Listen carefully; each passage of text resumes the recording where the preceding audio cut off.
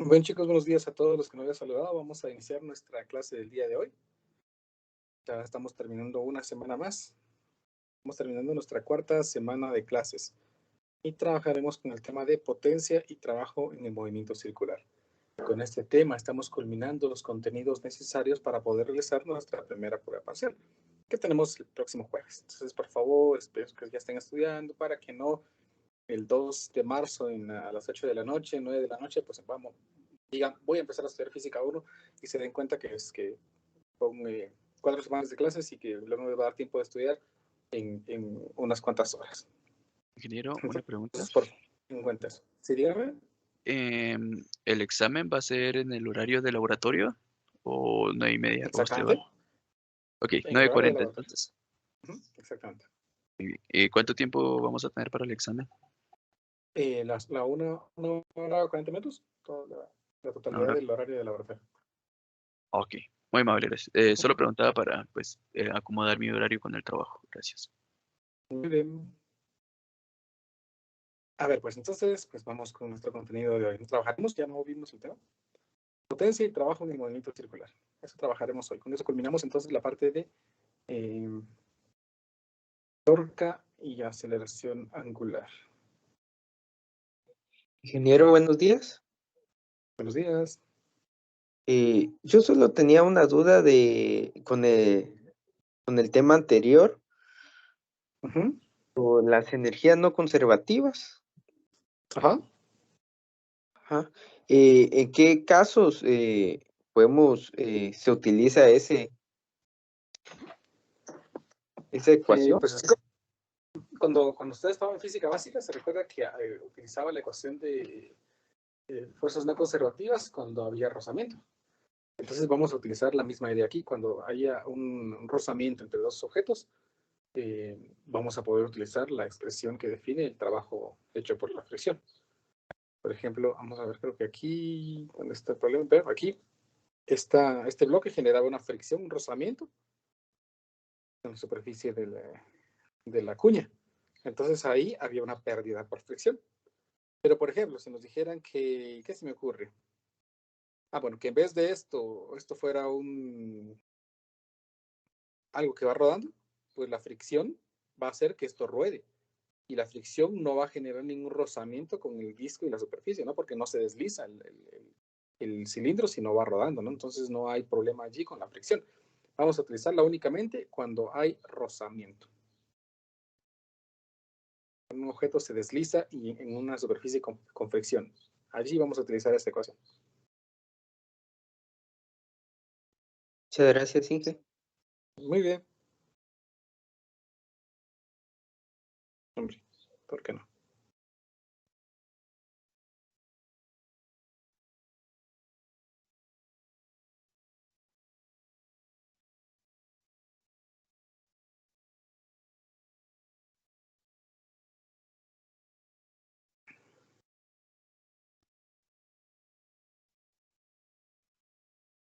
A ver, pues.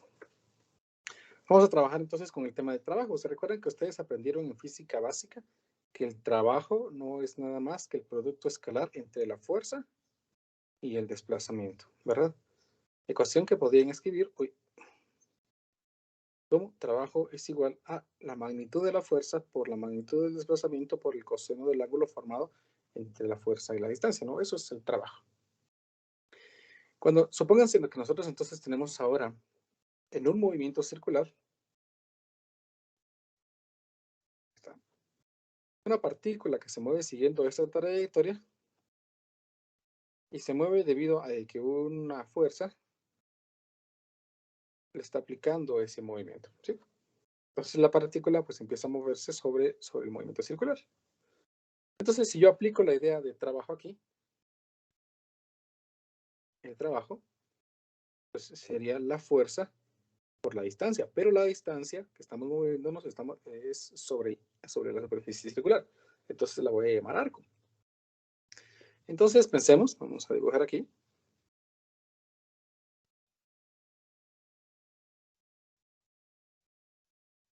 Que la partícula se desplazó este arco. ¿Cómo podemos relacionar el arco con el desplazamiento angular. Esa es la ecuación de la primera clase que vimos, ¿no? ¿Cómo relacionamos entonces el arco con el desplazamiento angular?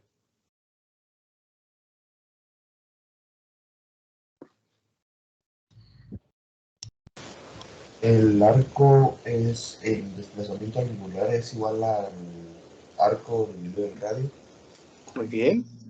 El desplazamiento angular es el arco dividido en radio. Muy bien. De esto entonces, el arco sería el desplazamiento angular multiplicado por el radio. Entonces, si yo reemplazo esta expresión del arco en la ecuación de trabajo, entonces el trabajo estaría dado por la fuerza multiplicado por el desplazamiento, que es radio, multiplicado por desplazamiento angular. Pero noten lo que me queda aquí, fuerza por radio. Si la fuerza es tangencial y el radio es perpendicular a un punto en la periferia del círculo, significa que estas fuerzas ya son perpendiculares entre sí.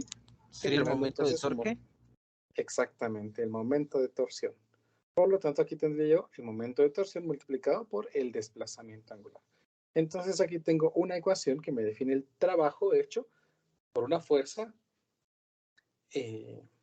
constante, por una fuerza constante que genera una torca para que un objeto se mueva en un movimiento circular. ¿Qué pasa si la fuerza no es constante? Bueno, si la fuerza no es constante, entonces pues inevitablemente tengo que aplicar una integral de la torca en función del ángulo, por el diferencial del ángulo, desde un ángulo 1 hasta un ángulo 2. Esta expresión sería la definición para cuando no tenemos una fuerza constante que no genera una torca constante sobre una partícula que se mueve en un círculo. ¿Estamos? Entonces vamos a utilizar principalmente esta ecuación. Trabajo es igual a torca por desplazamiento angular, o pues la tradicional si nosotros tenemos el desplazamiento de fuerza en producto punto con desplazamiento. Entonces seguimos avanzando y veamos cómo sería la potencia. Recordarán que la potencia me definía la cantidad de tiempo necesario para poder realizar un trabajo. La potencia se define como el trabajo dividido el tiempo. ¿Sí? A esta potencia se le conoce como potencia media.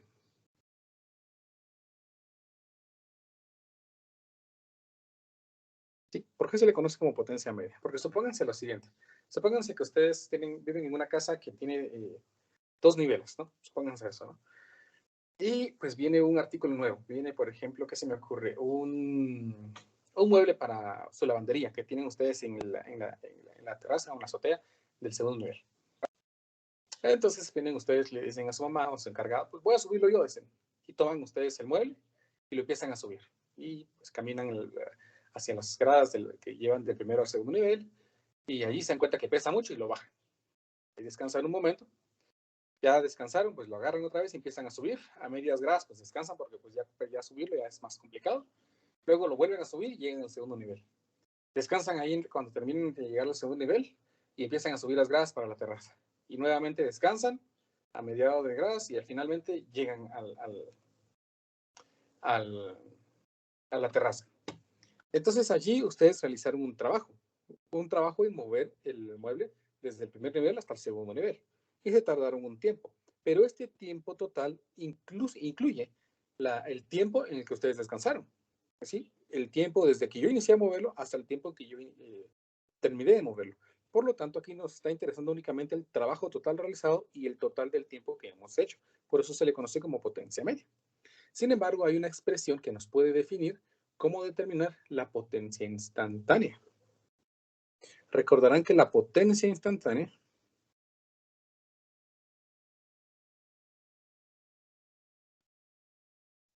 se define como el producto, no, aquí sí, sin la línea, ahí está, como la multiplicación de la fuerza por la velocidad. Así, si la velocidad va variando, entonces si la fuerza permanece constante, entonces la potencia va a ir variando. Así podemos definir exactamente cuál es la potencia que estamos desarrollando en un instante específico. Por ejemplo, si nosotros analizáramos el mismo ejemplo en el que ustedes están moviendo el mueble, en el instante en el que ustedes están sobre las gradas, descansando porque ya descansaron, su rapidez es 0. Por lo tanto, en ese instante ustedes no están haciendo ninguna potencia. ¿Estamos? Entonces a eso se le conoce como potencia instantánea. Me permite conocer la potencia en cualquier instante t. Mientras que la potencia media no le interesa si realmente ustedes descansaron, no descansaron, estuvieron realizando el trabajo durante un intervalo de tiempo. No, solo les interesa cuánto trabajo en total se hizo y cuánto tiempo en total se realizó para el trabajo. Entonces, si nosotros reemplazamos las expresiones que tenemos de trabajo y tiempo, ¿bien? Entonces aquí la potencia media seguiría siendo de trabajo dividido tiempo. Si nosotros la cambiamos y escribimos en lugar de trabajo, escribimos lo que sabemos acerca del trabajo en el movimiento circular, que es torca por desplazamiento angular, entonces aquí me quedaría torca por desplazamiento angular dividido tiempo. De esto entonces observemos que el desplazamiento angular dividido el tiempo lo conocemos nosotros como rapidez angular. Por lo tanto, aquí me quedaría la torca por la rapidez angular, que sería la expresión que define la potencia instantánea para el movimiento circular.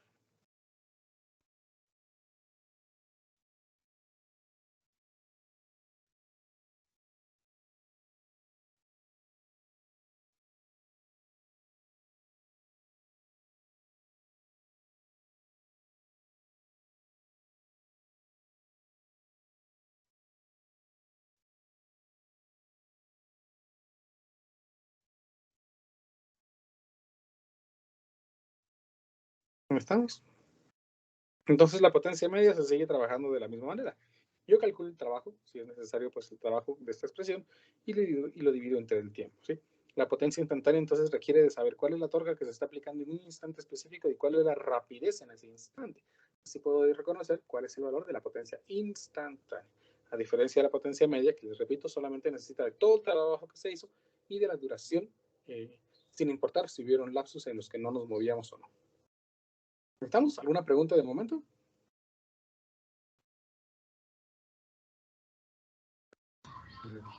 No, Inge. Gracias, muy amable. Entonces, pues, teniendo estas dos ecuaciones, pues vamos a aplicarlas en un par de ejemplos. Entonces, veamos nuestro ejemplo número 1.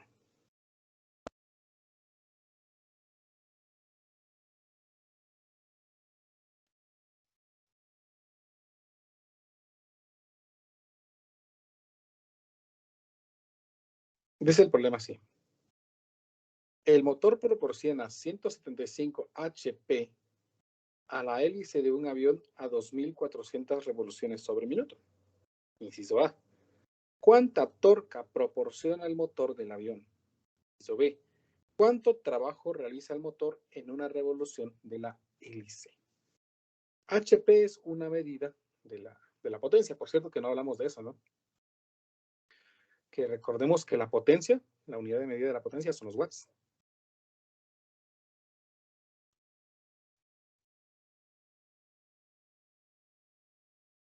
Sí, los watts. Como cuando nosotros miramos aquí los bombillos incandescentes y compramos de 40 watts, de 20 watts, 50 watts, ¿no?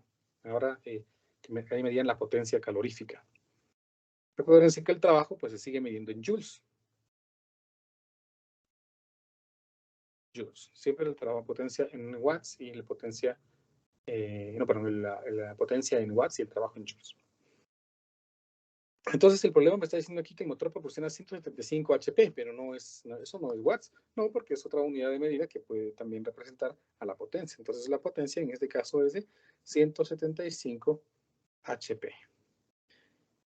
A un avión que gira a una rapidez de 2.400 revoluciones sobre minuto. El problema me dice cuánta torca proporciona el motor al avión. Entonces aquí tenemos una ecuación que la potencia es igual a la torca por la rapidez angular. Por lo tanto, si yo despejo aquí, me queda que la torca no es nada más que la potencia dividido la rapidez angular. De esto entonces puedo determinar cuánto es la torca que se está aplicando en el instante en que la rapidez es de 2.400 revoluciones sobre minuto. En ese instante. Pero necesitamos llevar a cabo unas conversiones para poder homogeneizar nuestras unidades de medida.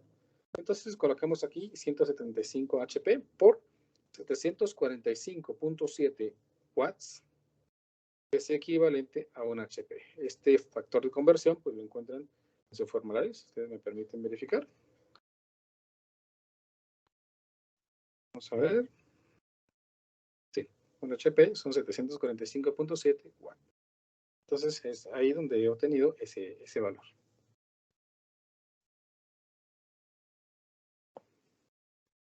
Por lo tanto, en este caso, pues ya puedo determinar cuánto es Inge, este valor. perdone, HP son caballos de fuerza, ¿verdad? Exactamente, horsepower, o caballos de fuerza en español. Así mero. Gracias. Entonces, muy bien, 175 por 745.7. Esto me queda 130.5 por 10 a la 3. Solo vamos a cambiar tal vez esta, aquí creo que es. Vale. Ahí está. Me queda 130.497.5. 130.497.5 watts. Y aquí tenemos pues nuestra rapidez en revoluciones sobre minuto. Entonces, pues también vamos a hacer una conversión para poder encontrar esto en radianes sobre segundo, que es la unidad de medida que deberíamos utilizar. No, bueno. Por una revolución son 2pi radianes por un minuto, 60 segundos. Entonces, hagamos las multiplicaciones.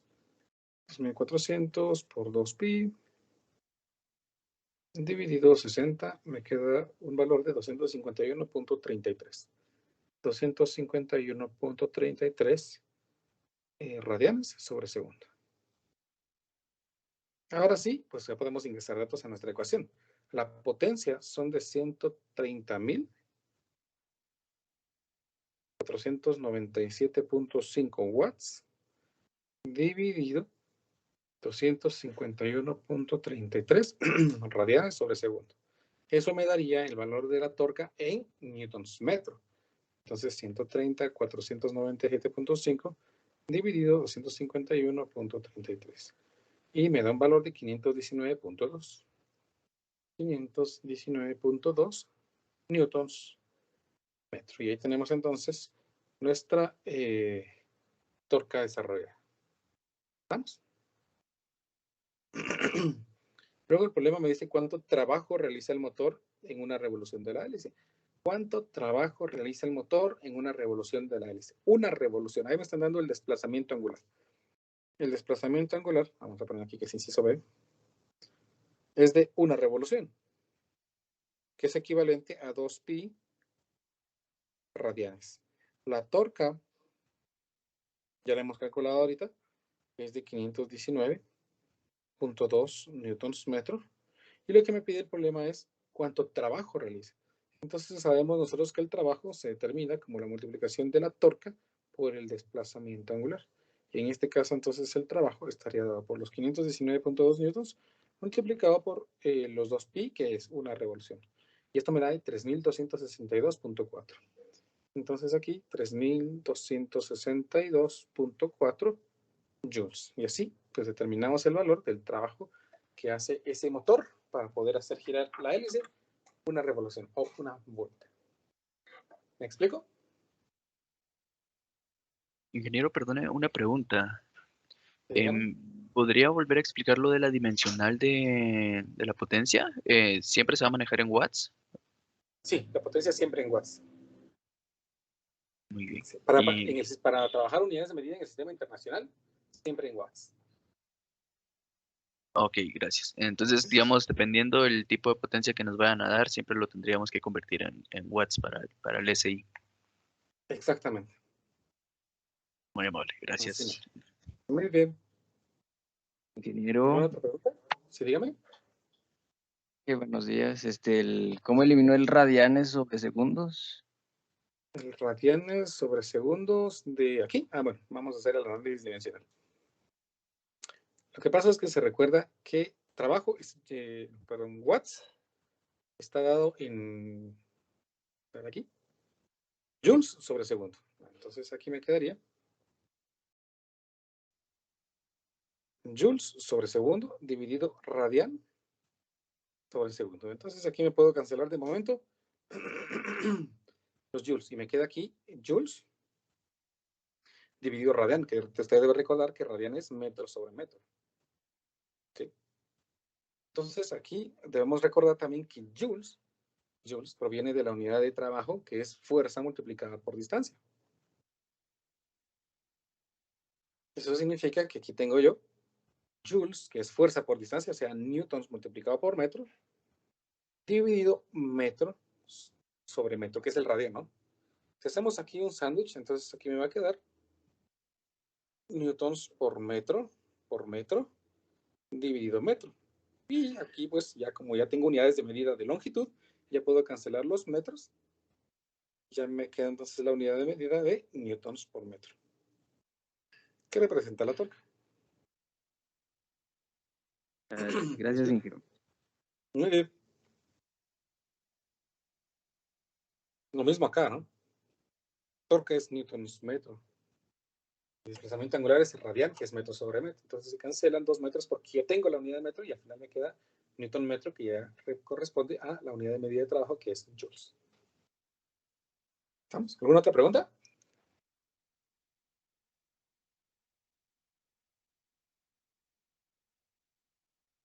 Bien, hagamos nuestro segundo ejemplo entonces.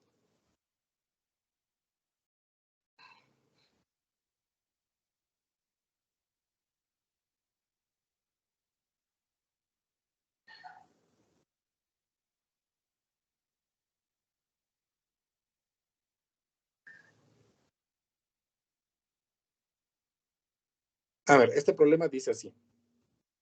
La hélice de un avión tiene longitud de 2.08 metros. La hélice de un avión, de punta a punta.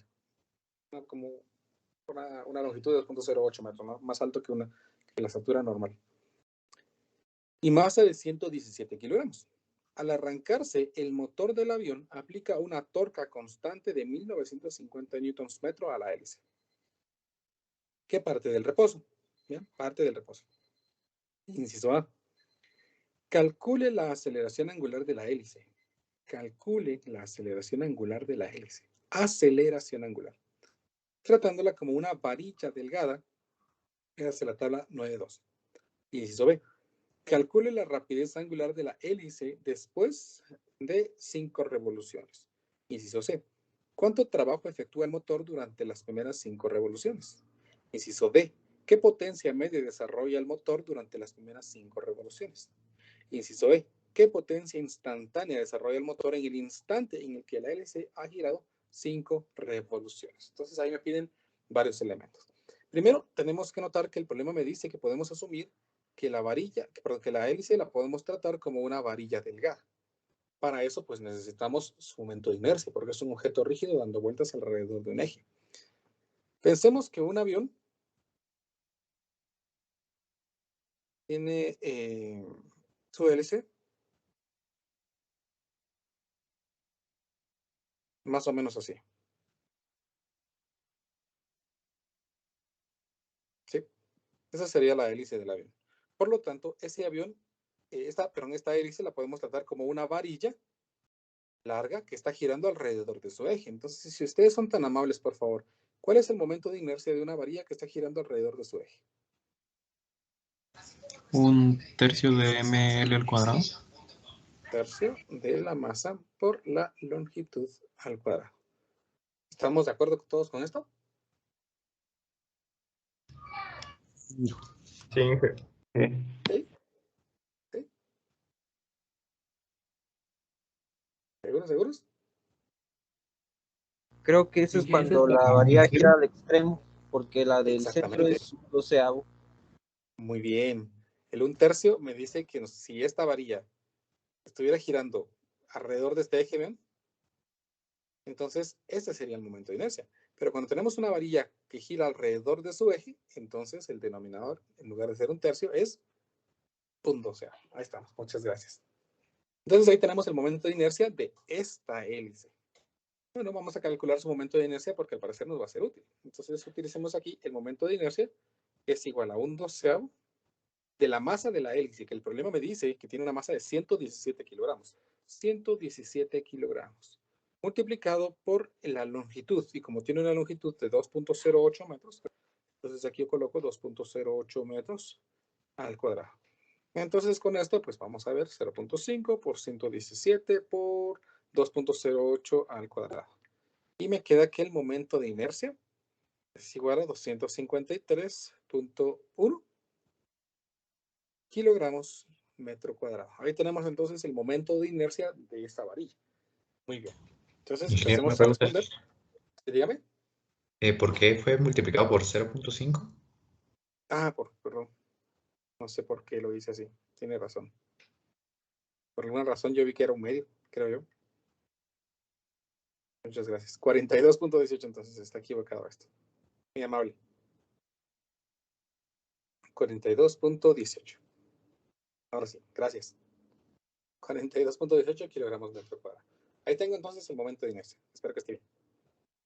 Ahora sí, entonces empecemos a responder los incisos. El inciso A me pide que determine, vamos a ver, calcule la aceleración angular de la hélice. Bueno, entonces el problema me está proporcionando el momento de torsión que permite que esto rote.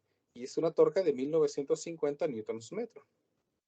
Nosotros ya calculamos el momento de inercia, que es de 42.18 kilogramos metro cuadrado, y queremos la aceleración angular. Entonces utilizamos la segunda ley de Newton al movimiento rotacional para describir que la torca se calcula como la inercia por la aceleración angular. De esto, entonces, la aceleración angular estaría dada por la torca dividido el momento de inercia. La torca de 1950 newtons metro dividido 42.18 kilogramos metros al cuadrado. Entonces, veamos aquí cuánto me va a dar esto. 1950 dividido lo que me salió. Y me salió de 46.23 más o menos. 46.23 radianes sobre segundos al cuadrado. Ahí tendríamos entonces pues, el valor de nuestra aceleración angular, que era lo que el problema pedía. Por lo tanto, ya tengo el inciso A. El inciso B me dice calcule la rapidez angular de la hélice después de 5 revoluciones. Y por aquí me decían, esto es importante, parte del reposo. Vamos a subrayar también para denotarlo. Parte del reposo. Eso significa entonces que yo puedo escribir aquí, para el inciso B, que tenemos una hélice que tiene una aceleración angular de 46.23 radianes sobre segundos al cuadrado, que al parecer tiene una torca constante, por lo tanto su aceleración es constante, cuya rapidez inicial es 0 y su desplazamiento angular es de 5 revoluciones. Y lo que me pide el problema es que calcule la rapidez angular, o sea, la velocidad angular final después de estas revoluciones. Por lo tanto, pues nos vamos a nuestras ecuaciones de cinemática rotacional y encontramos una ecuación que dice que el cuadrado de la velocidad angular final es igual al cuadrado de la velocidad angular inicial más 2 veces la aceleración angular por el desplazamiento angular. Dado de que la velocidad angular inicial es 0, pues esto es fácil entonces, porque la ecuación se reduce a que la velocidad angular final sería la raíz cuadrada de 2 veces la aceleración angular por el desplazamiento angular. En este caso, pues ya podemos entonces ingresar datos a la calculadora para tener el dato. No es cierto, porque esto está en revoluciones. Lo pasamos a radianes y me da 10 pi radianes. Ahora sí, ya podemos ingresar datos a la calculadora entonces. Aquí la aceleración por 2, por 10 pi, y le saco raíz. Y me queda que la rapidez angular es de 53.89. 53.89 radianes sobre segundo. Ahí tendríamos entonces otra respuesta. Del inciso B. El inciso C me dice, ¿cuánto trabajo efectúa el motor durante las primeras 5 revoluciones? ¿Cuánto trabajo? Dice. Entonces, el trabajo, ya vimos, que se calcula como una torca por el desplazamiento angular. La torca ya la obtuvimos, ¿no? De hecho, la torca, el problema me lo da, ¿no? 1950 newtons metro. Y las primeras 5 revoluciones, pues son 10 pi radianes. Entonces multiplico los 1950 por 10 pi radianes, lo que me queda de 61.261, si no estoy mal, 61.261, 61.261, ¿punto cuánto ahora? Punto 06, punto 06 joules. Y ahí tenemos entonces resuelto este inciso, el inciso C. Luego el inciso D me dice, ¿qué potencia media desarrolla el motor durante las primeras 5 revoluciones? Bueno, entonces está fácil también porque dijimos que la potencia media no es más que el trabajo dividido el tiempo. El trabajo, pues, es lo que acabamos de calcular, los 6.061.261.06 joules. Y lo dividimos entre el tiempo. ¿Y cuánto tiempo tardó en realizar las 5 revoluciones? Ahí tenemos un problema, ¿no? Porque no tenemos ese tiempo. ¿Qué hago? Pues tengo que calcular el tiempo. Entonces vamos a hacer un espacio. Vamos a hacer aquí abajo para poder determinar el tiempo. Observen que en este problema de cinemática, pues tenía 3 datos. Eso significa que podía calcular 2 más, la velocidad angular final y el tiempo. Dato que no me pedían hasta el momento y por lo tanto no lo había calculado, pero ahora sí me lo están pidiendo. Entonces podemos determinar ahora el valor del tiempo. El tiempo sería la velocidad angular final menos la velocidad angular inicial dividido el valor de la aceleración angular. En este caso, la velocidad final es lo que calculamos antes, 53.89 radianes sobre segundo, menos la velocidad angular inicial, que es 0, dividido el valor de la aceleración angular, que hemos calculado como 46.23. Esto me da entonces un tiempo de 1.16 segundos. Por lo tanto, ya puedo ingresar ese dato en la ecuación de la potencia media. 1.16 segundos.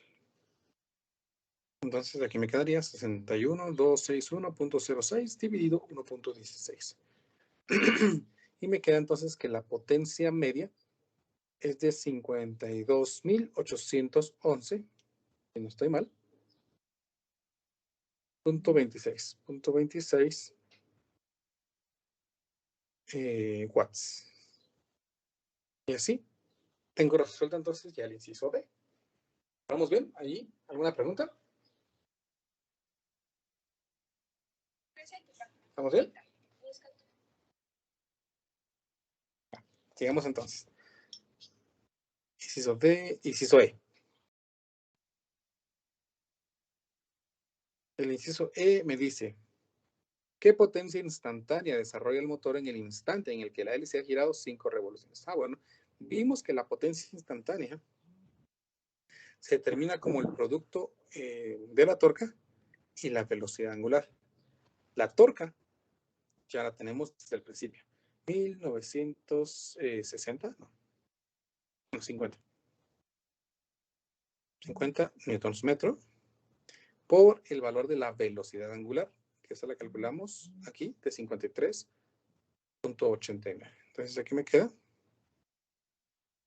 53.89 radianes sobre segundo. Entonces la potencia que se está desarrollando en ese instante es de 105.000 105.085.5 watts. Y así tenemos entonces el valor de la potencia instantánea exactamente cuando está girando 5 revoluciones. Cuando ha girado 5 revoluciones.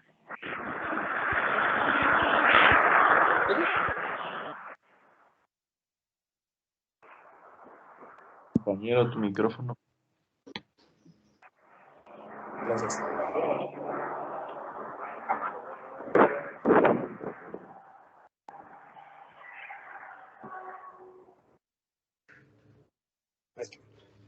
Entonces, ¿alguna pregunta, chicos? Claro como el agua, claro como la leche, claro como el chocolate. Todo claro. Todo Está bien, fácil, ¿verdad? Claro. Estamos utilizando, hemos usado ecuaciones y procedimientos que ya aprendimos. Cinemática rotacional, segunda ley de Newton en el movimiento rotacional, trabajo, potencia media y potencia instantánea, que son las 3 últimas ecuaciones que hemos aprendido en la clase del día de hoy. Entonces, hagamos nuestro último ejemplo y con eso estamos listos para poder realizar nuestro primer parcial.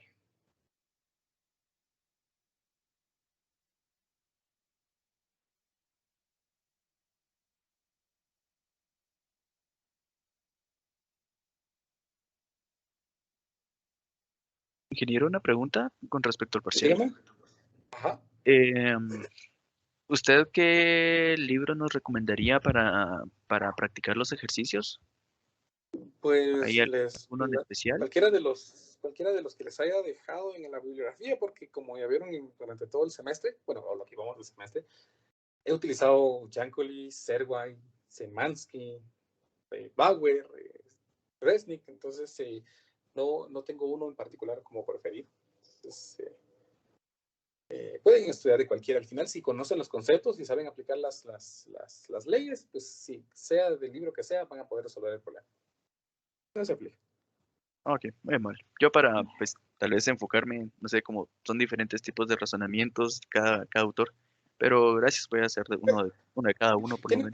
Tiene sentido eso de lo que usted dice. Cada uno tiene diferentes razonamientos, pero los conceptos tienen que ser los mismos, ¿no? Entonces, tal Correcto. vez hay algunos que es más fácil poder comprender qué es lo que están haciendo, que en algunos, ¿no? Por ejemplo, si usted va a ver Resnick le dice, bueno, tal cosa se aplica, se mete en la ecuación y ya.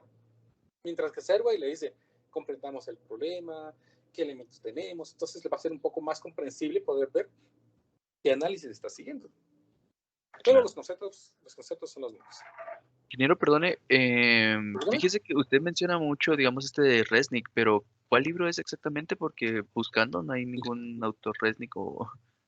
No sé, nunca se lo subí, ¿no? Le voy a mostrar. Bueno, voy a intentar, de verdad. Ahorita terminando la clase se los voy a subir, porque la verdad es que se me olvida. Tengo muchos cursos este semestre, entonces terminando un curso ya tengo que estar viendo lo del otro y me voy con el siguiente y el siguiente y el siguiente. Aquí está. No, ok. Sí, este sí no está en las copias que usted subió. No, pues, pero se los voy a subir. Lo tengo aquí, ¿no? Entonces, pero la verdad es que se me olvida. Si me recuerdan constantemente, yo no se me olvida, pero espero, por ir a terminar la clase, subírselos de una vez. Es un muy bonito Resnick, libro, es antiguo, muy antiguo. muy amable. Igual, si puedo, le mando más tarde, después de almuerzo, un recordatorio. Sí, por si no lo he subido. Vean, es de 1992, creo que nadie de ustedes existía cuando el libro se publicó. Yo tenía 2 años. Bueno, 2 años después nací yo, mejor dicho. Sí, imagínense. Entonces, no. Pero es muy bonito libro, tiene muy bonitos problemas. Gracias, Inge. Muy bien. Espero poderme recordar de subírselos, espero, por favor. A ver, dice el problema. Un motor eléctrico consume 9000 kilojoules de energía eléctrica en un minuto. Si un tercio de la energía se pierde en forma de calor y otras formas de energía interna en el motor, y el resto se da como potencia al motor, ¿cuánta torque desarrollará este motor si usted lo pone a 2500 revoluciones por minuto? Mire, pues, dice que el motor eléctrico consume 9000 kilojoules. Es como, por ejemplo, estos ventiladores. Yo creo que todos hemos visto un ventilador, ¿no? Nosotros conectamos el ventilador y este ventilador toma energía eléctrica y lo convierte a energía mecánica. Es decir, haciendo de que el ventilador gire. Ahí estamos haciendo un tipo de conversión de energía. Sin embargo, pues no, esos dispositivos no son tan eficientes. Siempre hay una pérdida por fricción, por calor, que porque se va a alimentar una fuente de luz que indica si está encendido o no, y cosas por el estilo, ¿no? La energía se va distribuyendo, entonces ya toda la energía que le va a llegar al ventilador, pues ya no es el 100%. Lo mismo está pasando aquí. 9 kilojoules toma esa máquina de la energía eléctrica. Pero pero un tercio de la energía se consume en otras formas. Por lo tanto, lo que va a consumir el motor, pues es solamente las 2/3 partes. Entonces vamos a poner aquí que el trabajo entrante, pues mejor. Uy, eso. Qué raro. Que el trabajo entrante es de 9 kilojoules. Pero el trabajo que nosotros vamos a realizar solamente son 2/3. ¿Por qué 2/3? Si ahí dice un tercio. Un tercio es el que se pierde. Entonces 2/3 son los que nos quedan. Por lo tanto, lo que vamos a usar son 6 kilojoules. Eso es lo que vamos a nosotros a trabajar efectivamente. Lo toma en 1 minuto. Entonces aquí estoy viendo que el tiempo es 1 minuto. El problema me dice ¿cuánta torque desarrolla este motor? Bueno, ¿cuánta torque, no? ¿Qué ecuaciones tenemos de torque? Pues tenemos una que dice que la torque se calcula como no es cierto. Que el trabajo se calcula como la torque por el desplazamiento angular. ¿Verdad? Bueno, pero es que pues aquí no tengo desplazamiento angular, ¿no? Bueno, pero pues tengo rapidez angular. Entonces tengo la rapidez angular, que es de 2500 revoluciones por minuto. Pero el problema también me dice que la energía que toma la toma en 1 minuto. O sea que aquí tengo el tiempo, ¿no? Por lo tanto, si yo tengo rapidez angular y tiempo, puedo calcular el valor del desplazamiento angular. Y si tengo el desplazamiento angular y tengo el trabajo, pues puedo determinar cuánta torque está desarrollando, ¿no? Por lo tanto, entonces vamos a seguir ese trazo que acabo de hacer. Recordemos que la rapidez angular se define como el desplazamiento angular dividido el tiempo. De esto, entonces, el desplazamiento angular estaría dado por la velocidad angular por el tiempo. Para este caso particular, entonces, como tenemos nuestras unidades de medida pues homogéneas, ¿no? Y los dos están en revoluciones por minuto y la otra en minuto, pues lo único que voy a hacer es multiplicar.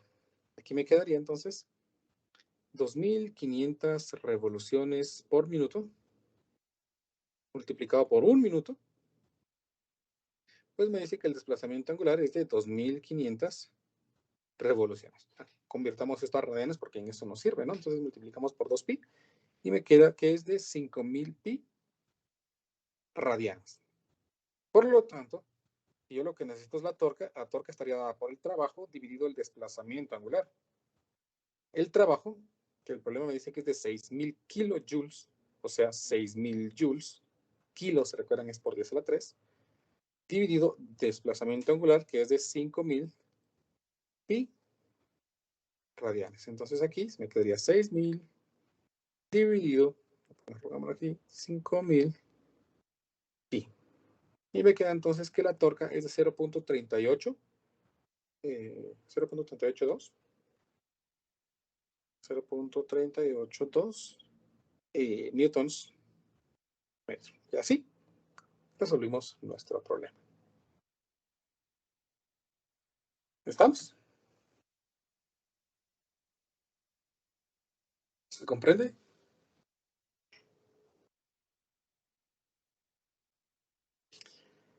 Muy bien, entonces, si no hay más dudas, hasta aquí sería la clase del día de hoy. Yo me voy a quedar subiéndoles el libro de una vez, porque si no estoy seguro que en el transcurso del día se me va a volver a olvidar. Y nos miraríamos entonces el lunes, ya para iniciar con contenido de nuestra segunda unidad. Recuérdense que siempre hay ejercicio, ¿no? Nos miraríamos entonces el lunes. Les deseo un buen día y un buen fin de semana.